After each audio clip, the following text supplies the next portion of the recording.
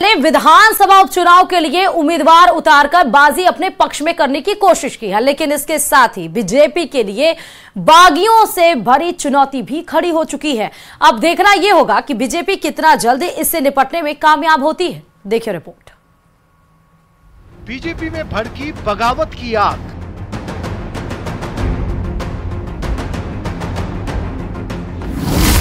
सलूम्बर में फूट फूट कर रोने लगे बीजेपी नेता।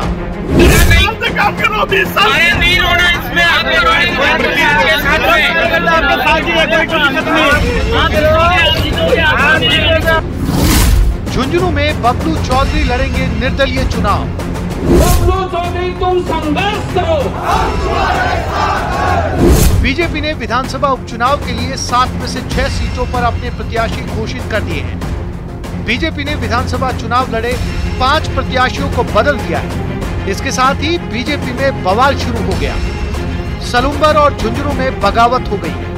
सलूम्बर में तो टिकट नहीं मिलने से नाराज दावेदार नेता नरेंद्र मीणा समर्थकों के बीच फूट फूट कर रोने लग गए। उन्होंने कहा, समाज के चुनिंदा लोगों से सलाह लेकर फैसला लेंगे और जो भी फैसला होगा उससे आला कमान को अवगत कराएंगे। झुंझुनू में भी एक बार फिर बीजेपी में बगावत देखने को मिली है। यहाँ टिकट के दावेदार बबलू चौधरी ने बीजेपी के खिलाफ बगावत का बिगुल फूंक दिया है। उन्होंने 23 अक्टूबर को निर्दलीय पर्चा दाखिल करने का ऐलान किया। परसों 11:15 बजे मोतीलाल स्टेडियम से फॉर्म भरने के लिए जाया जाएगा और चुनाव लड़ेंगे, पूरी ताकत के साथ लड़ेंगे, इस जनता के भरोसे लड़ेंगे।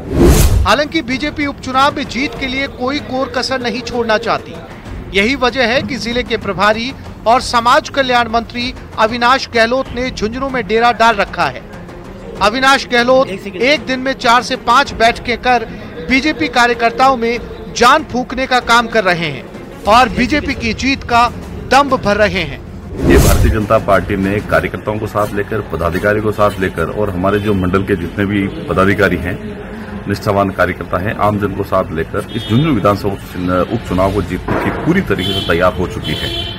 लगातार हमारी बैठकें भी जारी है। आज माननीय पूर्व केंद्रीय मंत्री कैलाश चौधरी जी भी आए हैं, उनके साथ मीटिंगें, हमारे जितने भी मंडल के छोटे छोटे पदाधिकारी, उनके साथ बैठकर रणनीति तय की जा रही है, कैसे इस चुनाव में हम लोग जीत सकते हैं। निश्चित इस बार मैं आपको पूरे विश्वास के साथ कह सकता हूं कि झुंझुनू की जो सीट है वो भारतीय जनता पार्टी जीतेगी। टोंक में देवली उनियारा सीट पर टिकट पर बीजेपी को कार्यकर्ताओं की नाराजगी झेलनी पड़ रही है। विजय बैंसला का टिकट कटने से नाराज समर्थक पानी की टंकी पर प्रदर्शन करता नजर आया।